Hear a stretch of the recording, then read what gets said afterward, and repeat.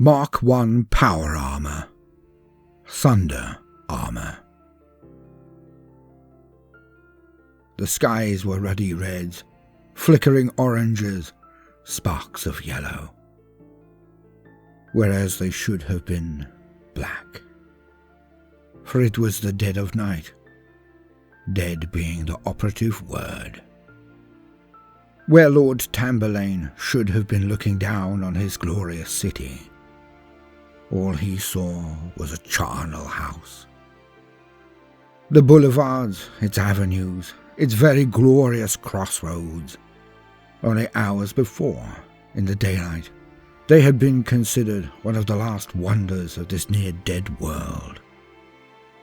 Ancient and untouched, they were some 2,000 years old. For war had never once breached the walls of this citadel in all of that time.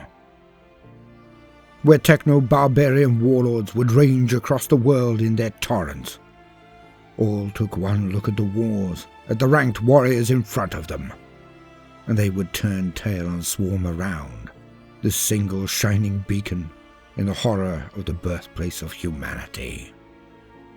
The walls were meters thick, many scores of meters high. Atop these marble-effect, pristine defences, there were weapons of savage accuracy, devastating power. Built of materials no longer able to be synthesized, powered by technologies few now understood. The independent city had held out no matter who had attempted to siege them. Their ranked soldiery had powered armour, whose weapons were akin to magic in this ignorant age, for they were as brutal and savage as any force who threatened the walls. Heat weapons, melter weapons, even disintegrators and the like. But where the city's defenders excelled was in close combat. It seemed par for the course. No matter how savage the ranged devastation that could be brought to bear. In this age, most battles were decided by the sword. Armour seemed to be as good, if not better, than the weaponry against which it was used, and the skill of bladesmen became the most coveted of all. With power and charnabal sabres, their warriors were death to most who lumbered at their lines. Skill, courage, discipline. These had been the traits that had defended the city for 2 millennia, 2,000 years or more. The Patriarch now remembered how little they had counted against them. The Thunder Warriors, the First Legion, the warriors of the self-proclaimed Emperor of Mankind. A decade earlier, they had watched as the forces of this madman had marched across the globe. But each time they had passed the walls of the city untouched, as most had. But they had not been stopped. Unlike all other tyrants, the armies of this emperor just could not lose. They had brought ruin to everyone and everything that they had come across, led expertly by a being of incredible power, echoes of the unspeakable king, or even Nathan Doom. Yet, unlike them, he would not die. And his campaign went on. Eventually, they came back, and they arrived. A man with black power armour and a skull helm walked towards the walls. He proclaimed the fate of the city if it were to resist. So certain of our own armoured warriors, our gallant red cloaks, we sent them out. In ranks and columns they marched out, perfectly synchronized as they all wheeled. Their power armour screamed as their combined movements sent waves of sound out across the valley. Rebounding from our walls and the mountainside, our army was a sight to see. We stood on the walls, as we had done before. We passed each other drinks and nibbles, trying to guess which of our heroes and their elite guards would take the most heads, which would be the most flamboyant, the most deadly, the most honourable, the most covered in glory.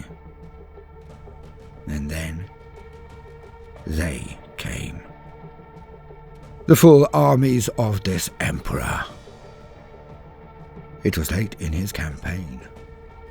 He had new soldiery, his original Legio Catigis, but also these Astartes. The newer seemed smaller than the older from all reports. Impossible to fathom why one would purposefully make inferior fighters, but this is how it was. Our faces fell within minutes of the engagement. Glasses were dropped. Wails began to come from throats. Eyes were wide. We looked on in horror. For these Astartes were 2 or more foot taller than our own warriors, the Thunder Warriors more so even than they. And they came on so fast. In silence. Well, they charged. Our men fired, taking out one line of them after another. But they, too, stopped and fired. Where their men melted or evaporated, ours were thrown back into the ranks behind, often then exploding. The horror of bolters, the weapon of this emperor. But this was as nothing compared to when they hit. So large, so furious, so powerful. They came in as if our warriors were children. Compared to them, in size, power, speed, ability, they might as well have been. The increased strength our soldiery had from their own power armour was as nothing compared to the Marines even. And in less than an hour, the whole of our army was dead. All of them. Not one made it back through the doors. Well, they couldn't. We had closed them. We went as far as ordering our battlement defences to fire down into the fray. But the instant we did this, the enemy, their own fire came rumbling out, and with pinpoint accuracy, they blew our ancient turrets from our walls. And so, I went back to my keep to witness it all. For I was under no illusion what would happen now. I had expected them to break down the walls, but they just threw open the gates. I had expected them to march to my home, to the central keep, to then throw me from it and raise their own banners. I had expected to be either utterly victorious or to be the centre of their ire. Was I not the consul? Was I not the patriarch? Yet this did not happen. When they broke down the doors, they went into the city. They spread out, and they killed, and they killed.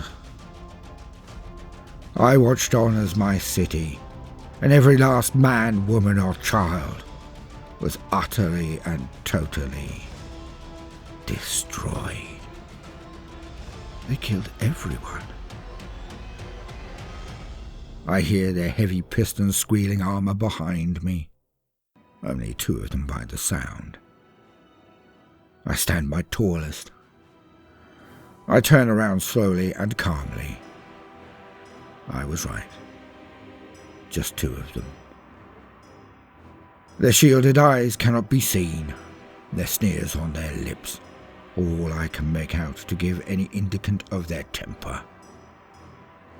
And I say it, the only word I have left in me.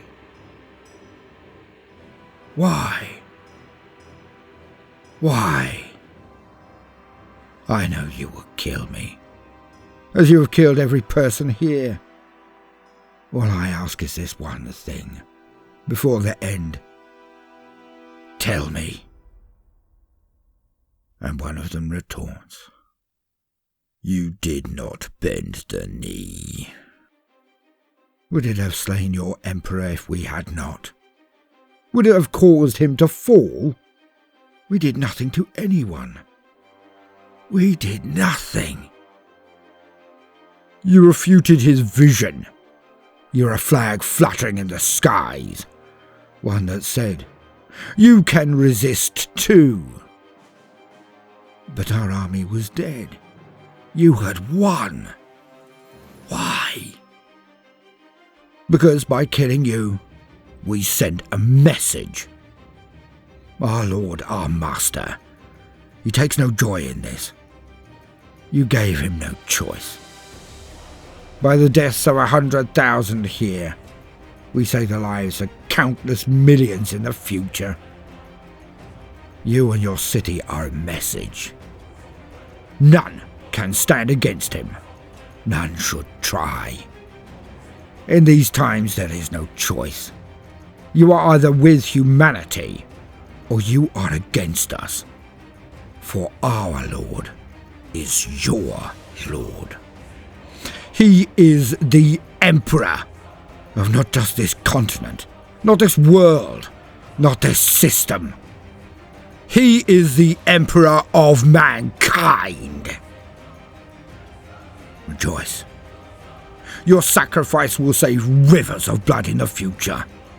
Your example, your death, saves billions of others. Enough talk. Do it. Welcome, gentle listener. I am Baldermort, your faithful servant, and I wish to introduce you to the factions, faces, and forces of the Warhammer 40k setting. The grim darkness of the far future, where there is no time for peace. There is only time for war. Don't forget, we have a natural history and mythology channels now. Links in the description. Now, let us proceed. And today, we are to discuss the very first variant of power armor, the Mark I Thunder Armor. Not the same as the modern sets, by quite some margin, for it was created from STCs, or standard template constructs, or constructors, and actually quite common in many worlds across the stars. On Earth, now known as Terra, the armor was donned by many factions in the Unification Wars, but they did not have Astartes, or Thunder Warriors inside them. And so, as usual, for the very basics, let us lean on existing wisdom. To quote, Mark I Thunder Armor. Mark I plate was developed by the techno-barbarian factions that dominated Terra prior to the Emperor's ascendancy. When the Emperor began his conquest of Earth, the Thunder Warriors, the Proto-Space Marines, which formed part of his retinue, were armoured in the same way as the soldiers of the other warlords. A thunderbolt and lightning symbol was displayed on the breastplate of warriors loyal to the Emperor. This was the personal badge of the Emperor himself in those days, predating the Imperial Aquila, which only became the symbol of the Imperium much later. The emblem gives the suit its common name, Thunder Armor. Thunder Armor was not an enclosed suit and offered no life support functions, being unnecessary while the fighting was contained to Terra and the similar environments of Luna and Mars. This early armor was produced on a completely local basis, and as such, individual suits varied heavily, and their exact designs were often a matter of personal taste. The main part of the armor is a massive powered torso, which encloses the chest and arms. Coiled energy cables beneath the armor plating transmit power from the power pack on the back to the arms, greatly increasing physical strength by a factor of between 3 and 4 times. Since fighting on Terra during this period was primarily close quarters, the strength of a warrior's chest and arms was of paramount importance. The legs of this armor mark are typically not power armored at all, but all enclosed in tough, padded breeches. The best equipped warriors sometimes wore armored greaves and armored boots, and such additional protection was common amongst the Thunder Warriors. As with all powered armour, the power supply is contained with a notably bulky back-mounted unit, most of which is taken up by cooling systems designed to prevent the entire armour from overheating. Although it is very rarely used in the 41st millennium, some suits of Thunder armour are maintained for ceremonial purposes. This ancient style of armour is noticeably noisier than later marks. End quote. The Thunder Warriors were even larger than the Space Marines, who in turn were larger than a baseline human, no matter how well trained or equipped. Like a buff or force multiplier, the servos and augmentation from the armour was given in factors. Thus the increased level of strength and speed of the Thunder Warriors and the later Space Marines made them scale far higher than any of their enemies, who were mere men in armour. Well, most of them. Some forces had their own genetically engineered super soldiers. The Unification Wars were a horror that would only be matched by the Horus Heresy. But then, the heresy only compares to it due to the scale and scope of the later confrontation. Not horror, never that. For the cradle of humanity was a freak show and blasted landscape, where most were mutated by nuclear war or biotech warpings, those not directly twisted by chaos, which was in abundant supply during the wars, a fact few consider. Knowing that the human race across the entire galaxy was under threat, being slaughtered and enslaved every second he was held on Earth, the Emperor and Malcador saw any and all resistance as delaying the Great Crusade, thus permitting the continuing atrocities to our race. Hence, both Malcador and the Emperor were blood-soaked butchers, with zero tolerance for rebellion, no quarter whatsoever given to any who resisted them. None. Of course, the Thunder armor was only designed for the conquest of Earth and the Sol system, but in the last days of the war, the Legio Cartiges, the Thunder Warriors, were wiped out. And the Space Marines would need sealed suits, able to be used in any atmosphere or any void, and hence the armor patterns progressed. But we shall do all of them in turn very soon.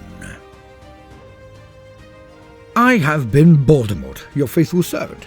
A reminder that we have other avenues of entertainment, links in the description. Give us a like and a share if you enjoyed the video. To support our ongoing efforts against boredom, do consider joining our Patreon. Thank you for your precious time. Now, no matter what you do today, do try to make some time for fun. Toodaloo.